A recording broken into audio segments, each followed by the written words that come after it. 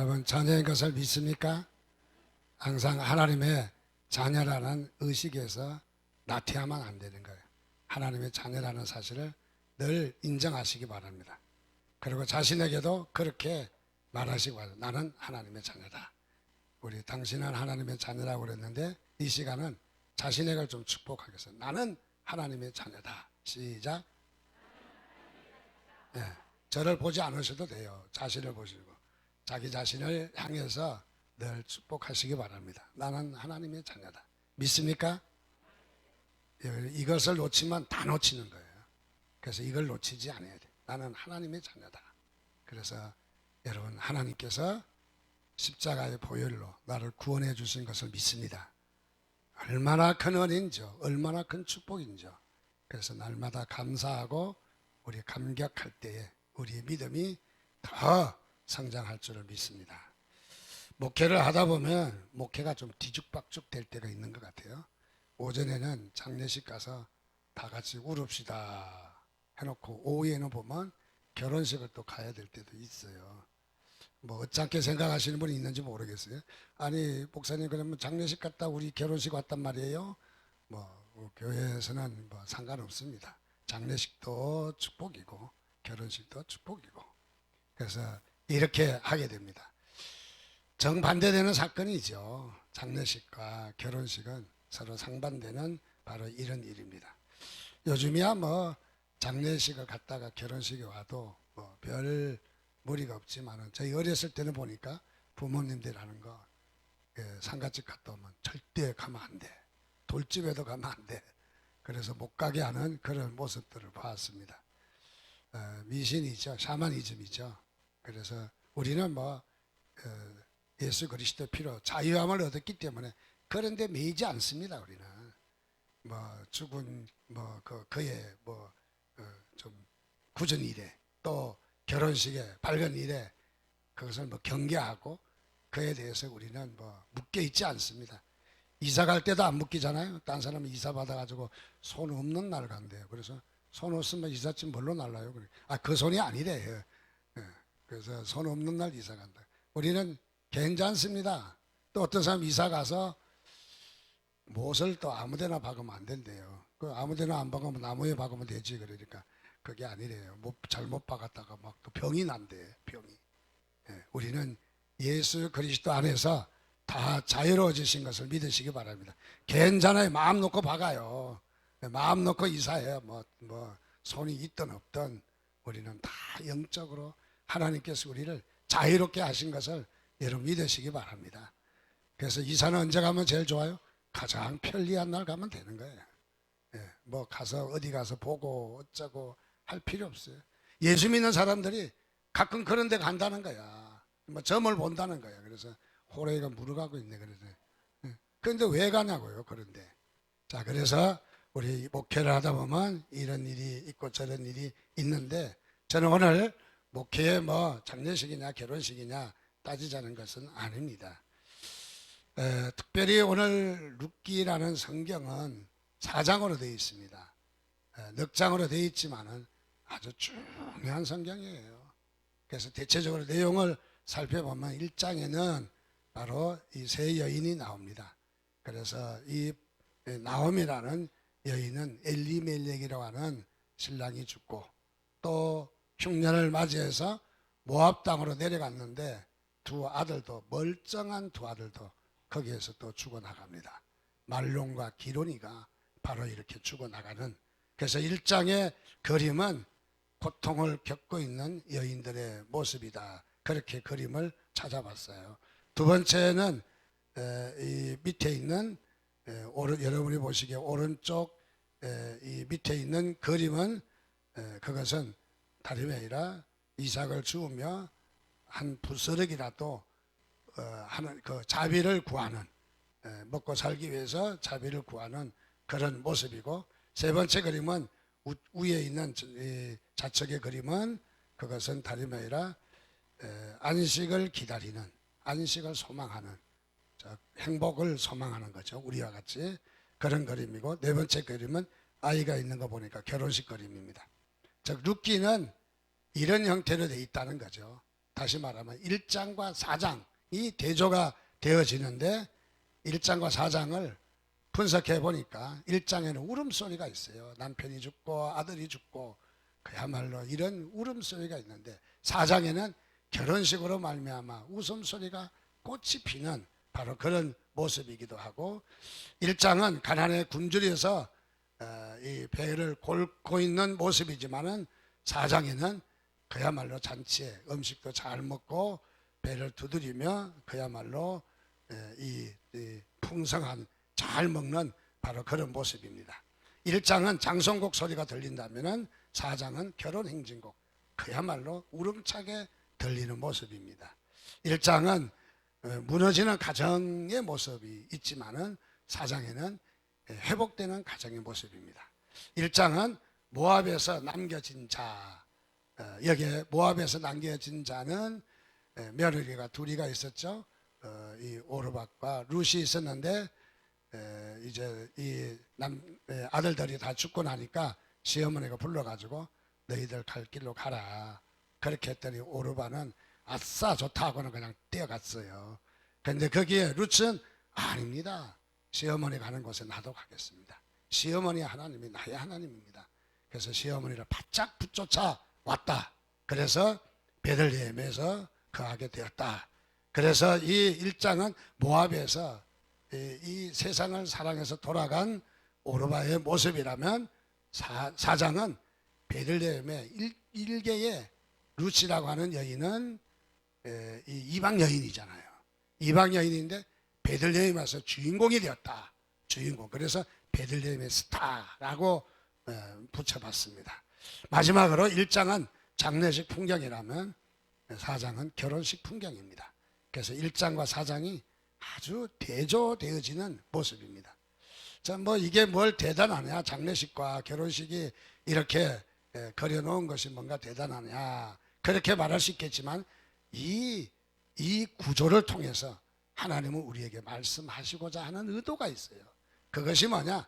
저와 여러분의 삶이 바로 장례식 같은 삶이었지만은 버려진 삶이었지만은 애통하고 눈물을 흘리는 삶이었지만은 불평하고 고난받는 삶이었지만은 하나님은 우리를 회복시키셔서 결혼식과 같이 정말 우리를 복되고 행복하고 풍성하고 잘 먹고 잘 사는 우리의 삶으로 주님께서 축복하신다 하는 것을 보여주신 거예요. 그래서 이 성경은 문제는 이 성경은 이 뭐 나오미와 룻과 뭐 보아스와 하는 이런 인물의 등장의 인물이 어떠냐가 아니라 오늘 저와 여러분들에게 말씀하시는 거예요. 오늘 우리의 살고 있는 우리 3번 아름다운 교회 오늘 이렇게 예배 나온 여러분들에게 하나님이 말씀하시는 거예요. 여러분의 인생이 장례식 같은 인생을 결혼식 같은 인생으로 바꿔주신 분이세요. 그런 하나님이 여러분들을 축복하신 거예요. 오늘 여러분의 인생이 그런 인생이었다는 거죠. 옛날에는 장례식 인생이었지만은 이제는 하나님께서 우리를 결혼식 인생으로 축복 인생으로 웃음이 넘치는 인생으로 기쁨이 넘치는 잔치집으로 그야말로 하나님께서 우리를 그렇게 축복하시고 부르셨다. 하나님은 그렇게 하실 것이다 하는 것을 여러분 믿으시기를 주님의 이름으로 축원드립니다. 오늘 13절 말씀에 보니까 이에 보아스가 룻을 맞이하여 아내로 삼고 그리고 그에게 들어갔더니 여호와께서 그에게 임신하게 하심으로 그가 아들을 낳은지라 라고 말하고 있습니다. 여기에 말씀은 이에라는 말씀은 전 12절 이전에 있었던 말씀이 이어지는 것이죠. 이어진다. 그 전에 있는 말씀은 무엇입니까? 보아스가 추수하기 위해서 들에 나가서 이제 추수를 하고 곡식을 모아놓고 들판에 도둑들이 가져갈 수 있으니까 그 곡식들을 들판에서 이제 잠을 자면서 곡식을 지키고 있습니다. 그런데 거기에 룻이 이 나오미 시어머니를 통해서 이제 지시한 대로 가서 보아스의 이부 자리에 발이 들어있는 이부 자리 끝에 가서 너도 발을 넣고 거기에서 지나라. 거기에 가라고 했습니다. 자, 거기에 이렇게 룻이 가게 되는 사건이 나옵니다. 그래서 이에 그 사건 뒤에 이제 이 뭐라고 할까, 루치 잘못하면은 맞아 죽을 짓을 저지른 거죠. 유대 사회에 의하면은 엄란하고 그야말로 잘못된 일이기 때문에 끄집어내서 돌로 때려서 죽이는, 단숨에 죽는 것도 쉽게 죽게 하지 않고 고통받으며 죽으라고 돌을 던져서 죽게 하는 그런 심판을 받을 수밖에 없는 그 가운데 오늘 여기 보니까 보아스가 어떻게 해서 그를 맞이했다.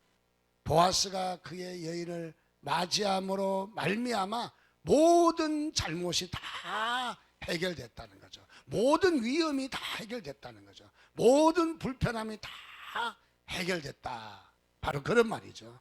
그래서 여기에 보아스가 룻에게 큰恩전을 베푸는 그런 모습이 나타나 있습니다. 룻의 프로포즈가 위기를 만났지만은 또 그전에도 남편을 잃고 시아버지를 잃고 그야말로 모압 땅에서 굶어 죽게 생겨서 다시 베들레헴으로 올라왔는데 역시 여기도 양식이 없는 거예요.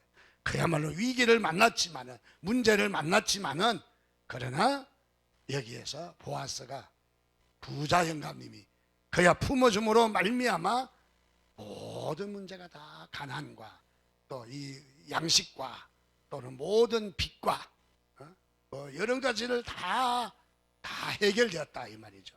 그래서 보아스를 만나자 그야말로 큰 이런 문제가 해결되었다 하는 말이 바로 오늘 성경에 이어지는 말입니다. 자, 여기에 우리가 보아스, 이 룻과 보아스의 이 합치게 된 이 모습을 생각해 보면 잘못하면 오해할 수 있어요. 보아스는 어떤 인물일까? 여차히 보니까 부자고 또 나이가 많고, 그런데 여기에 나이가 많아서 어떻게 이렇게 결혼이 가능했을까? 또 더 나가서 이 보아스는 어떤 사람입니까? 아내가 있는지 없는지 성경에 말하고 있지 않아요. 또 더 나가서 아내가 있다면 몇 번째 부인으로 들어간 건지 뭐 여러 가지를 우리가 추론해 볼 수 있어요. 생각해 볼 수도 있어요. 그런데 하나님은 하지 말라라는 거예요. 하나님은 그런 거 하지 말라는 거예요. 하나님은 어떻게? 여기에 보니까 바로 하나님께서 함께 하셔서 그에게 임신하게 하셨다. 하나님께서 함께 하셨다는 거예요. 하나님이 허락하셨다는 거예요.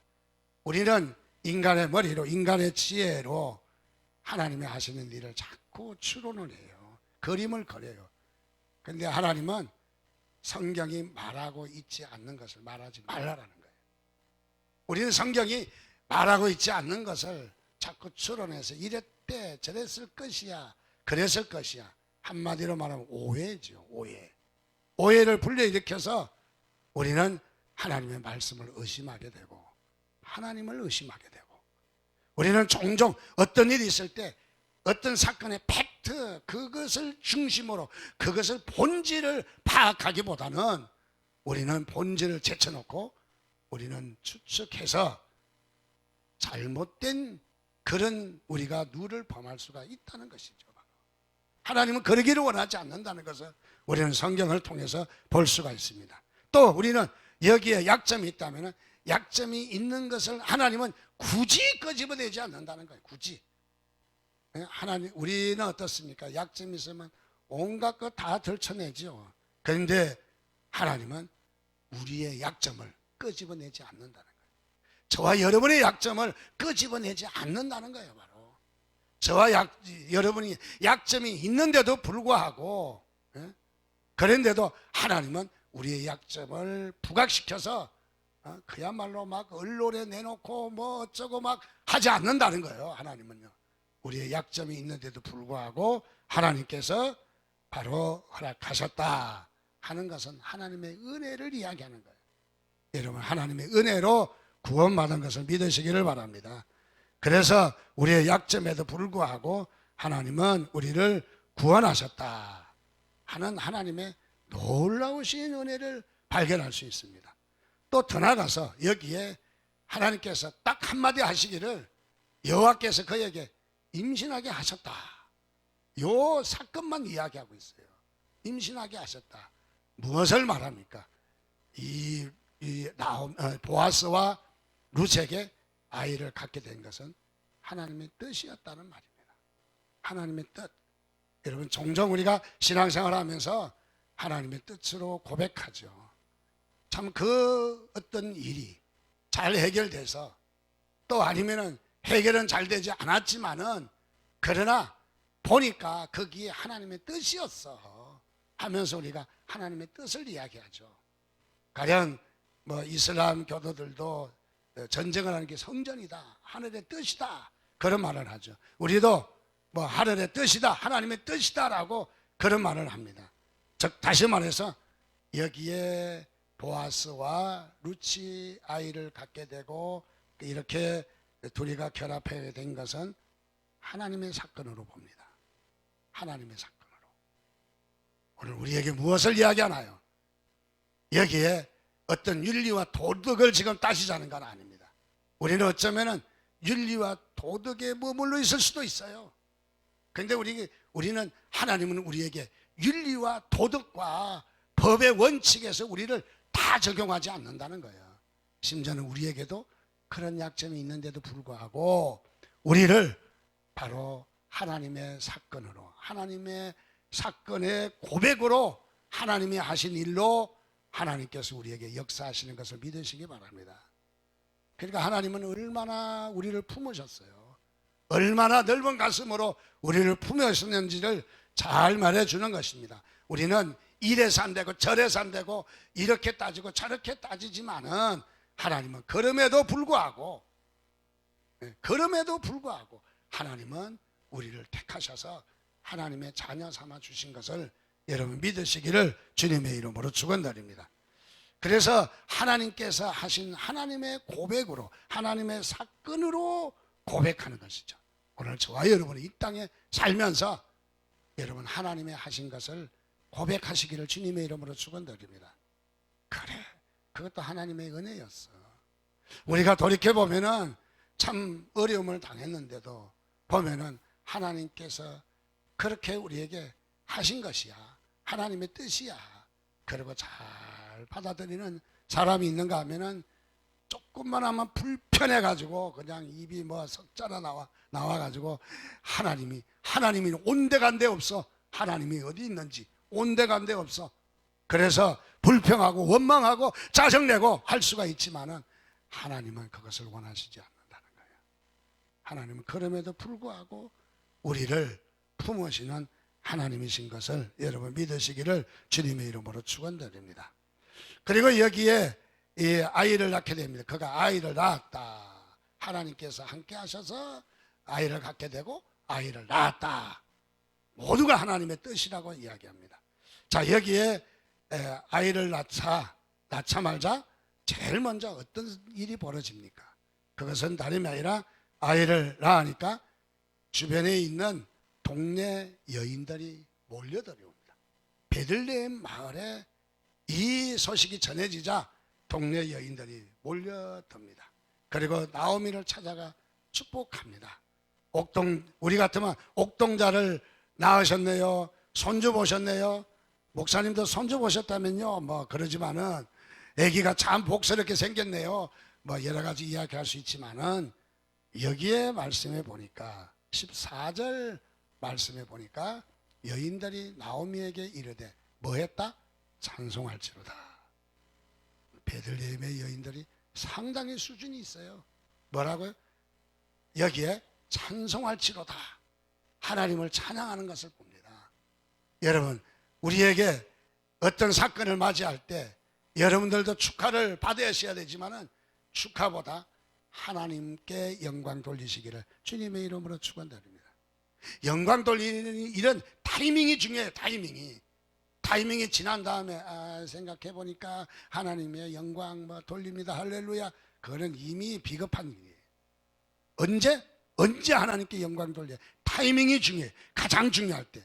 가령 축구 선수가 꼬링을 넣고 나서 딱 해야지. 꼬링을 넣고 와서 집에 가서 잠을 자다가 보니까 하나님께 영광을 안 돌렸구나. 그것도 영광은 되기는 되겠지만은 그 타이밍을 놓친 거잖아요. 자, 그래서 여기에 하나님께 영광을 돌리는, 그리고 베들레헴 여인들이 얼마나 성숙해 있는지를 보게 되는 거예요. 성숙해 있는지를. 저 같으면 배가 아파가지고, 아니 뭐 다 늙었는데 손주를 봐. 아니 모압까지 갔다 와갖고 뭐 인생 다 별별 일 없이 그야말로 이제 뭐 그야말로 버림받은 인생인데 가서 신랑 죽고 아들 둘 다 죽이고 올라와서 뭘 잘났다고 여기에 베들레헴에 있어 하고 다 비난할 수도 있는데, 여러분 여기에 정말 위대한 인물이, 성경에는 이름은 안 나왔지만은 베들레헴 여인들이 얼마나 위대한지를 저는 딱 볼 때 우리 3번 아름다운 교인들하고 똑같아. 너무너무 좋아. 막 우리 교인들 얼마나 축복하고 얼마나 격려 잘하고, 또 때에 따라서는 그냥 상황이 맞지 않는데도 할렐루야 막 찬양하는 모습 보면은, 야, 어쩌면 3번 아름다운 교회가 같은 데가 또 있었니? 그러실 것 같아. 그래서 이 베들레헴 여인들은 그야말로 얼마나 하나님을 찬양합니까? 그것으로 끝났다면은 별걸 아닐 텐데, 베들레헴 여인들은 무엇을 하냐면 이 아이에 대해서 이름까지 지어줘요. 아니 좀 올건행위 하는 거 아니야? 이름은 부모나 또는 이 할아버지 할머니나 아니면은 뭐 제사장이나 이렇게 고상하게 이름을 지어야 할 텐데, 베들레헴 여인들이 이 아이의 이름을 짓습니다. 베들레헴 여인들이 무엇을 이야기합니까? 여기에 신앙의 주도적인 역할이 누구냐는 거예요. 신앙의 주도권이 어디에 흐르고 있느냐? 우리는 가만히 보면 가정에도 남편이 있고 부인이 있지만은 신앙의 주도권은 남자가 아닌 가정도 많더라고요. 보니까 그 집의 제사장은 아내야. 어떤 집은 어린아이가 제사장이야. 어린아이가 신앙의 주도권을 딱 쥐고 있더라고요. 축복의 열쇠가 거기에 있더라는 것이죠, 바로. 그래서 여기에 바로 이 베들레헴 여인들은 이름을 주어지게 됩니다. 14절에도 여인들이 나오미에게 이르되 찬송을 지로다. 여호와께 손을 내게 기업 물을 짜가 얻게 하지 아니하셨도다. 이 아이의 이름이 이스라엘 중에 유명하게 되기를 원하노라. 유명하게 되기를. 그야말로 이 아이의 축복하는 모습이 잘 나타납니다. 15절에 가서는 이는 내 생명의 회복자이며 내 노년의 봉양자라. 곧 너를 사랑하며 7 아들보다 귀한 내 며느리가 낳은 자로다 하니라.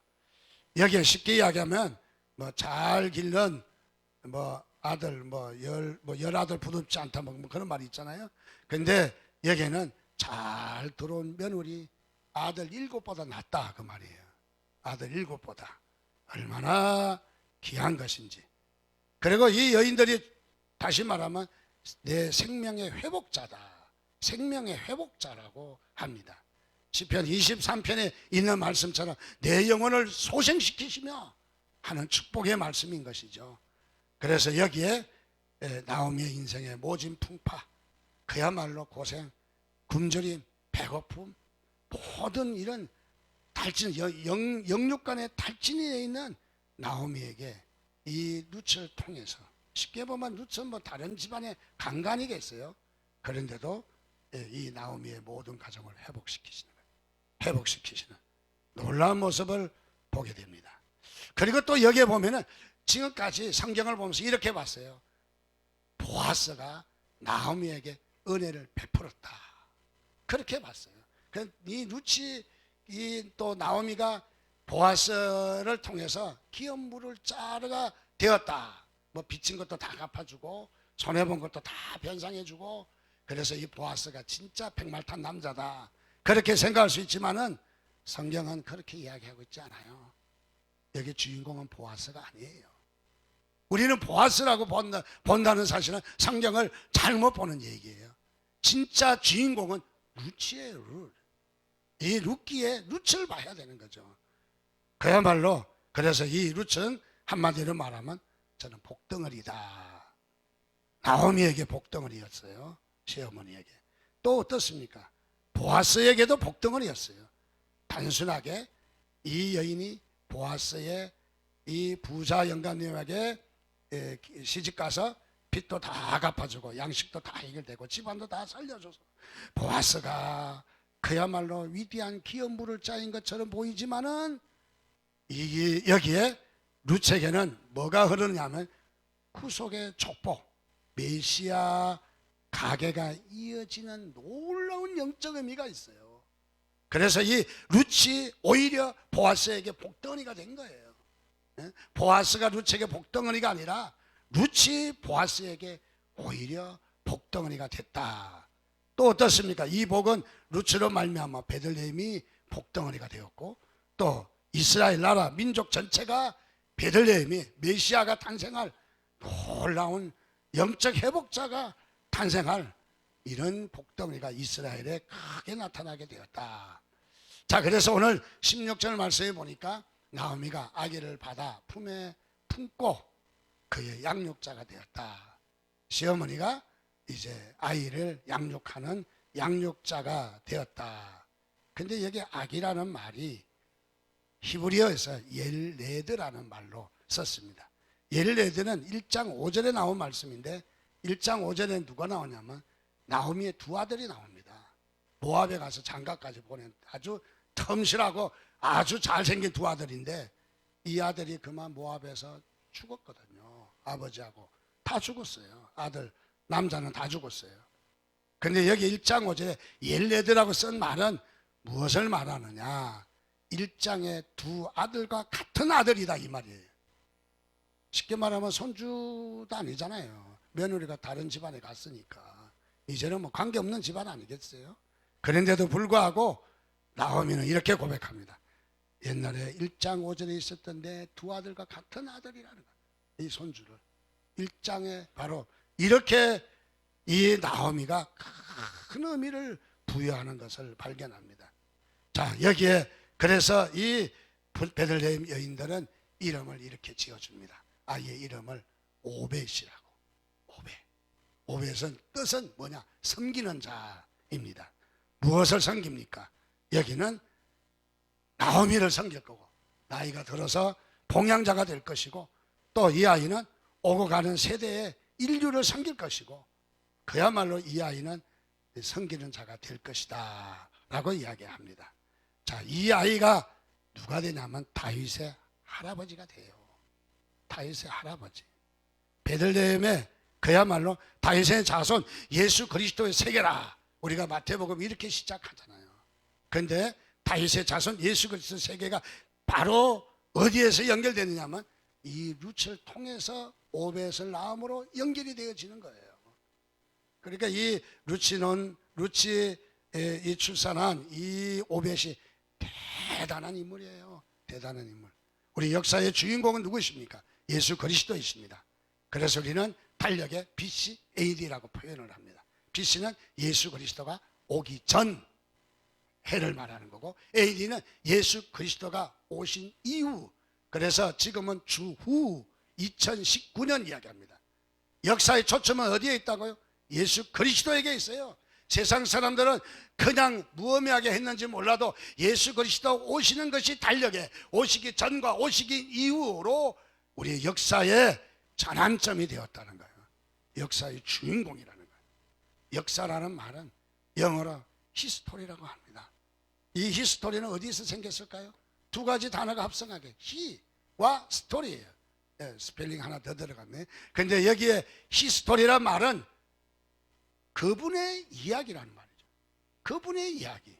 나폴레옹의 이야기가 아니라 저 프랑스 얘기가 아니라 저 로마의 뭐 어떤 뭐 안티오코스 얘기가 아니라 여기는 역사는 뭐 우리의 뭐 어떤 우리의 뭐 이순신 장군 세종대왕 이것이 역사가 아니라 그거는 표면적으로 나타난 것이고 표면 뒤에 이면에는 하나님이시라고 우리 주님의 이야기예요.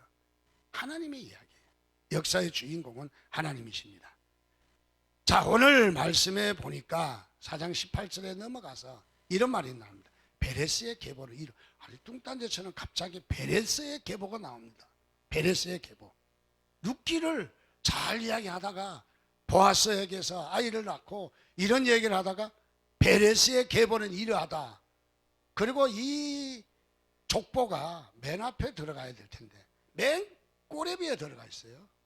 그래서 베레스는 헤스를 낳고, 헤스는 람을 낳고, 람은 암미나답을 낳고, 암미나답은 나손을 낳고, 나손은 살몬을 낳고, 살몬은 보아스를 낳고, 보아스는 오벳을 낳고, 드디어 나오잖아요. 그리고 오벳은 이새를 낳고, 이새는 다윗을 낳았다. 이 오벳이 얼마나 중요한지를 말해줍니다. 먼저 오벳을 이야기하기 전에 베레스를 이야기합니다. 왜 족보가 아브라함, 이삭, 야곱, 다윗 뭐 이렇게 나와야 되지 않겠어요? 근데 왜 뚝단지처럼 베레스가 나왔을까? 베레스가 너무너무 중요한 거예요.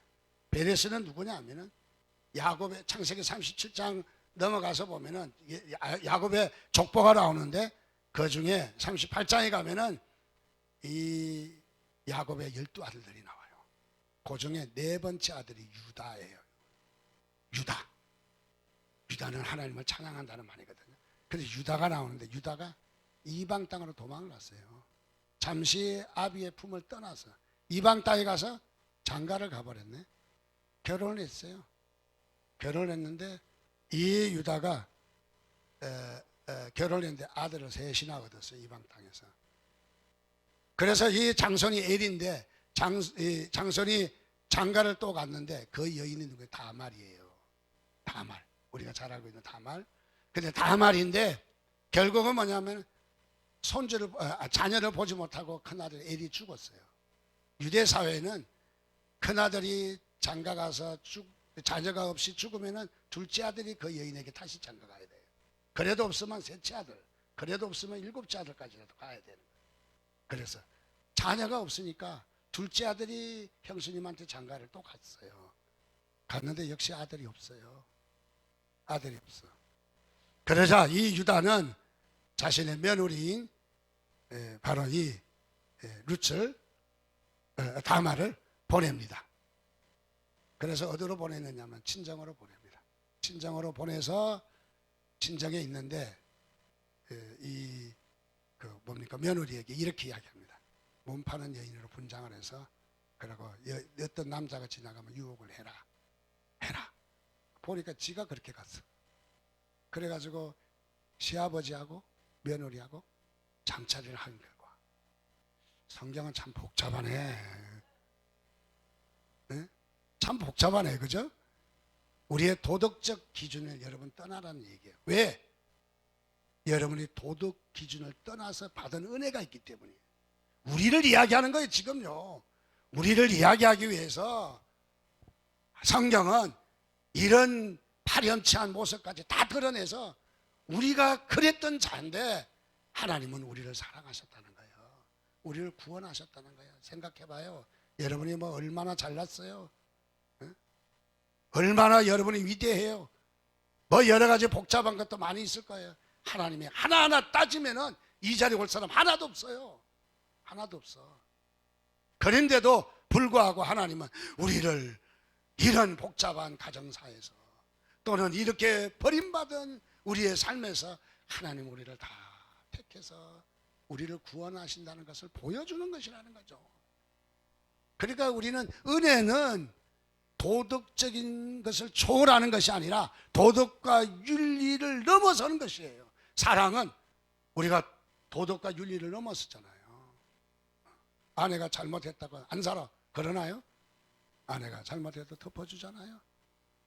어제 아래 사고 치고 왔는데도 자식 덮어주잖아요. 하나님은 덮으시는 하나님이십니다, 바로. 그래서 여기에 자녀를 갖게 되는데 그 자녀가 바로 이 다말에게서 자녀를 갖게 되는 이런 모습이 나타납니다. 자, 여기에 뭐 쭉 더 이야기하기도 뭐 긴 것 같고, 그 다음에 우리가 중요한 것은 오늘 여기에 성경에 나오는 아주 중요한 부분이 있어요.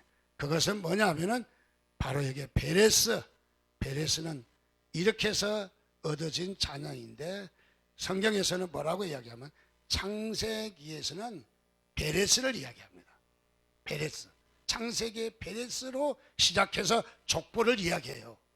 그러니까 베레스와 오벳은 어떤 사람이냐? 그것은 같은 맥락이라는 거예요. 그래서 누굴 이야기할 때 그러잖아요. 우리 아이들을 놓으면은 사무엘이라고 이름을 져요. 물어봅니다. 왜 사무엘이라고 지었습니까? 사무엘처럼 기도하고 지도자가 되고 그리고 하나님의 사랑 많이 받는. 그래서 어린 사무엘 기도했어요. 나도 할래요 하면서 기도하는 우리 아이가 되라고 사무엘 이름을 지었다는 거야. 사무엘과 같이 자라라고. 마찬가지입니다.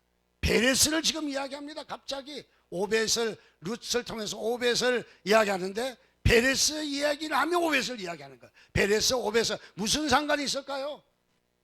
신방 한번 가본 적도 없어요. 그 얘기하면 영적 의미가 뭐냐는 거예요. 영적 의미가.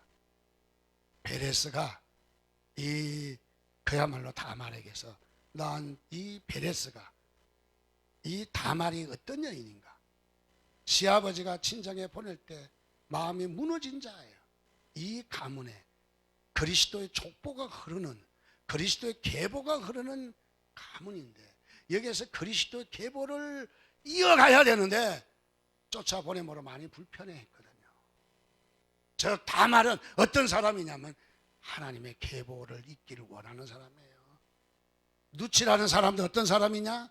모압 땅에서 이방 여인으로 올라왔지만은 그의 마음속에 간절히 원하는 것이 있는데 그게 뭐냐면 그리스도의 계보를 잇기를 원하는 거예요. 그리스도의 계보를. 메시아의 족보가 끊어지지 않도록, 메시아의 족보가 끊어질 위기에서 바로 이 도덕적인 수준을 넘어선 여기 하나님의 놀라운 섭리가 있다는 거예요. 놀라운 섭리. 그래서 이 오늘 성경은 구약의 창세기의 베레스와 그 다음에 룻기의 오벳을 연결시키는 거예요. 연결시키는 거예요. 그래서 이것을 통해서 이 오벳의 족보가 오늘 나타나 있어요. 족보. 그리고 여기에 살몬은 어떤 사람이냐? 살몬은 여리고 성에 들어가서 기생 라합을 보호해서, 기생 라합이 보호해줘서 정탐꾼 중에 하나라. 그래서 그 라합을 통해서 살몬을 낳았다. 또 살몬은 그래서 보아스를 낳았다. 얼마나 여기에 하나님의 계획하신가, 하나님의 의도가 얼마나 묻어가는지를 봅니다. 오늘 우리는 이 땅에 살면서 여러분의 행여나 짧은 윤리로, 짧은 지식으로, 짧은 여러분 도덕으로 판단하지 않기를 원합니다. 그래야만이 하나님이 여러분들도 도덕적 잣대로 여러분을 판단하지 아니하시는 거예요. 하나님은 우리에게 이런 엄청난 은혜를 부으셨다는 거예요. 심지어는 도덕을 뭉개고서라도 윤리를 무너뜨리더라도 구원하시고자 하는 하나님의 뜻이에요. 구원하시고자 하는 하나님의. 저는 오늘 이 말씀을 보면서 여기에 이 라합이나 뿐만 아니라 여기에 또 다말이나 룻이나 모두가 어디에 소망이 있었어요? 그리스도 메시아의 족보를 이어지게 하려고 하는, 그리스도의 족보가 이어지게 하려고 하는 간절함이 있었다는 것을 저는 말씀드리고 싶어요. 그렇다면 저와 여러분들도 오늘 이 2019년 가을에 우리는 한 영혼을 주께로 우리가 인도하자고 우리가 결단하고 고백하고 그야말로 우리가 기도하면서 눈물로 때에 따라서는 재정을 덜해가면서 많은 이웃을 한 영혼을 구원하려고 하는 것이 무엇일까? 바로 이 룻과 같은 한 영혼을 찾는 모습이다. 룻이 메시아의 계보를 이어지기를 원했다면 오늘 저와 여러분들은 바로 영적인 계보인 하나님의 자녀를 찾기를 몸부림치는 때 하나님께서 내 손에 누가 있느냐, 내 손에 누구를 낳았느냐 물으실 때 우리는 뭐라고 대답하겠어요? 나는 아무도 관심 없습니다. 나는 아무도 찾지 않았습니다. 아무도 놓지 않았습니다. 그런 자가 아니라 주님 여기 있습니다. 제가 그리스도 계보가 이어지기를 원합니다. 그리스도 계보의 영속성이 있는 영속자가 되기를 원합니다 라고 하는, 그래서 새 생명을 오늘도 우리가 다시 한번 돌이켜보는 시간이 되시기를 주님의 이름으로 축원드립니다.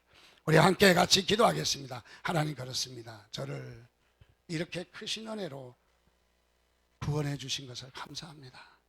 날마다 이 은혜에 우리가 감격하는 삶을 살게 해달라고, 그리고 들어가서 하나님, 이 참으로 이 룻이 다말이 그리스도의 계보를 이으려고 몸부림치던 것처럼 오늘 우리도 이 땅에 하나님의 계보, 하나님의 백성들을 찾는 우리 그리스도의 계보가 나를 통해서 나타나게 해달라고. 이 한 시간에 우리 주여 한번 부르짖고 같이 기도하겠습니다. 주여.